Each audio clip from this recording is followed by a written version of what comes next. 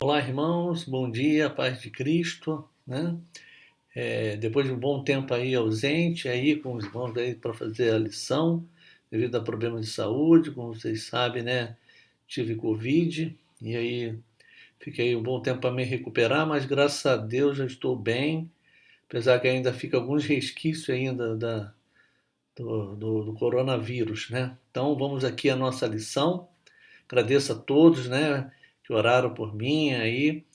E Deus é muito bom, maravilhoso. E eu estou aqui firme para fazer a obra dele, né? Hoje a lição, né, é a nossa primeira lição da revista Palavra de Vida, com o texto Recomeçar, um grande desafio, né? A introdução. Os livros de Esdras e Neemias têm sido fonte de motivação para muitos servos de Deus no passado e no presente. Eu gostaria até de fazer uma ressalva aqui, que é não só o livro de Êxodo e Neemias, né? A Bíblia toda, né? Ela tem sido fonte, né?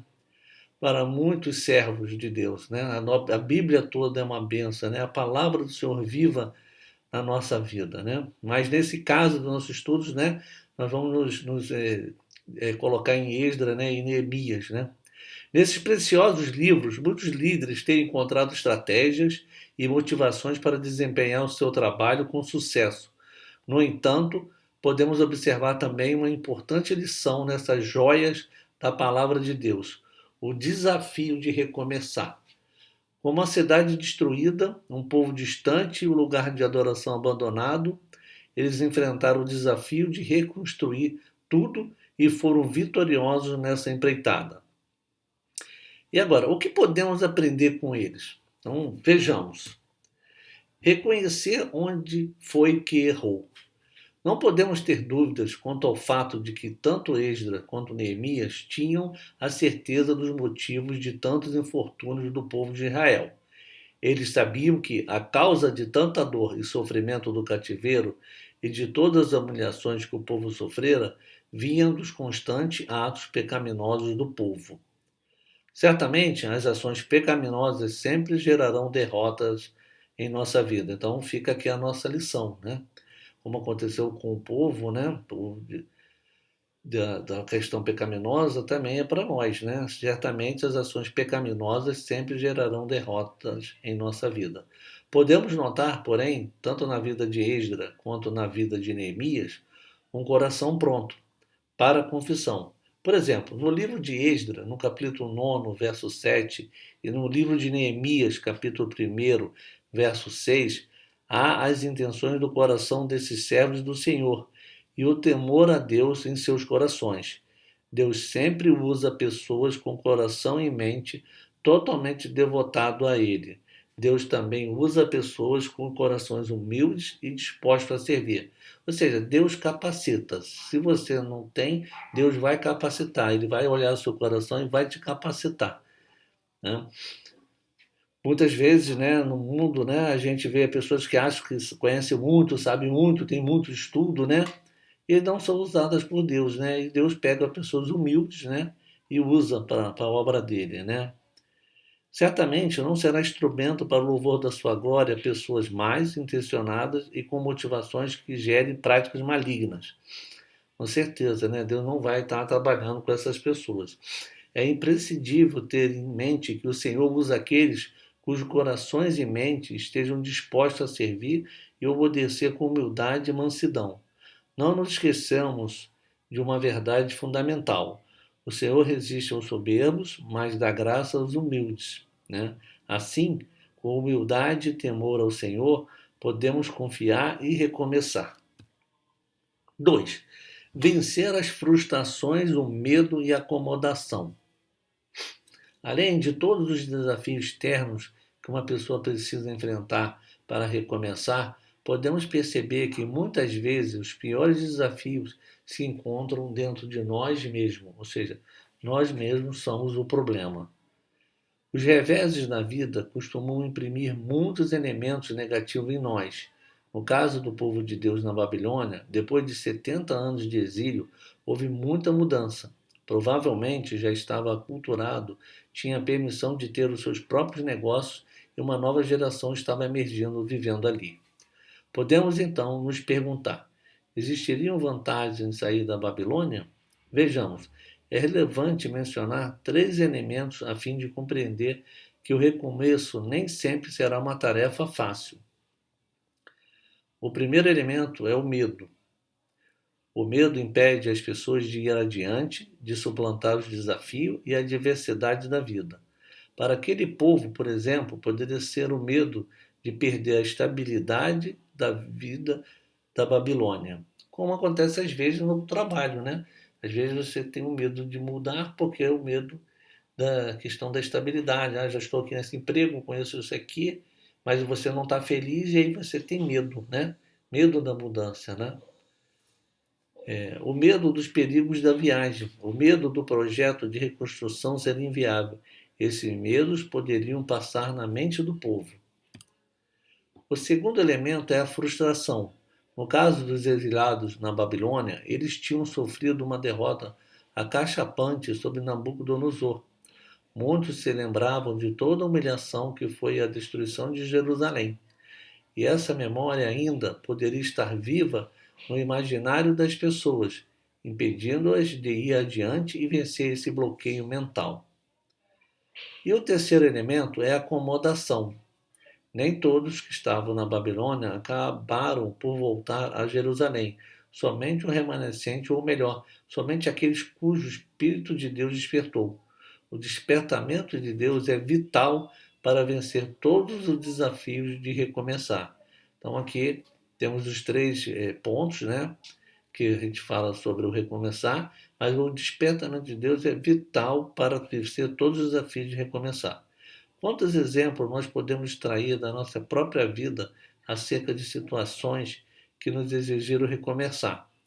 Refazer o caminho em um ou mais desses três elementos: o medo, a frustração e a acomodação. Simplesmente nos mantinham prostrados. Entretanto, quando estamos certos de que o projeto é de Deus, não precisamos ficar escravos dos nossos medos e frustrações, pois é impossível acomodar-se quando Deus nos desperta. Então aqui é interessante. Entretanto, quando estamos certos de que o projeto é de Deus, né, nós pedimos a Deus, oramos ao Senhor, Senhor, me diga o que eu tenho que fazer, e não o que eu quero fazer. Né? Nós colocamos na mão de Deus o que a gente quer. Não precisamos ficar escravos dos nossos medos. Então, não teremos mais medo e nem das nossas frustrações, pois é impossível acomodar-se quando Deus nos desperta. Sob o despertamento de Deus, aqueles homens e mulheres deixaram a Babilônia para trás. 3. Confiar em Deus e planejar as ações. Aqui eu também quero colocar, antes de fazer o 3, é o seguinte: temos que realmente pedir a Deus, confiar em Deus, mas Deus não vai fazer o que nós temos que fazer. Por isso que tem ali, planejar as ações. Você pode pedir e orar a Deus, mas se você não levantar e não colocar a mão na massa para fazer, Deus não vai fazer por você. Então isso é muito importante, de que a gente entenda que existem as duas coisas. Vamos orar a Deus, pedir ao Senhor, mas vamos botar a mão na massa, né? Então você tem que fazer também a sua parte. Um dos segredos da boa empreitada de Esdras e Neemias foi o reconhecimento de que a boa mão do Senhor estava com eles. Todavia, podemos identificar traços da diferente personalidade desses dois grandes líderes. Por exemplo, Esdras não pede ao rei uma guarnição de cavalaria, porque tive vergonha de pedir ao rei exército e cavaleiros para nos defenderem do inimigo pelo caminho, porquanto tínhamos falado ao rei, dizendo: a mão do nosso Deus é sobre todos os que buscam, para o bem deles, mas o seu poder e sua ira contra todos que os deixam. Já Neemias, quando tem a oportunidade de voltar e reconstruir a cidade de Jerusalém, não hesita em solicitar ao rei que o mesmo dê cartas para os governadores da além do rio, para que o permitam passar até que chegue a Judá, como também uma carta para Asaf, guarda da floresta do rei, para que me dê madeira para cobrir as portas do paço da casa, para o muro da cidade e para a casa em que houver de entrar. Então aqui é a diferença, né? Não fez a parte dele, né? Só, como eu falei, tem que fazer, você tem que confiar em Deus, mas também fazer ações. Continuação do 3. Um leitor incauto poderia até questionar a natureza da fé desses dois servos de Deus, mas eles mostraram, por meio de seus resultados e de suas realizações, que a boa mão do Senhor estava sobre eles. Eles tinham um temperamento e planos diferentes, porém uma característica em comum: a confiança em Deus. Às vezes, recomeçar com confiança pode esbarrar em nossas limitações e inseguranças devido aos nossos temperamentos. No entanto, não podemos temer qualquer projeto se o Senhor estiver ao nosso lado. A Bíblia Sagrada diversas vezes nos ensina a não temer algo quando a direção vem do Senhor.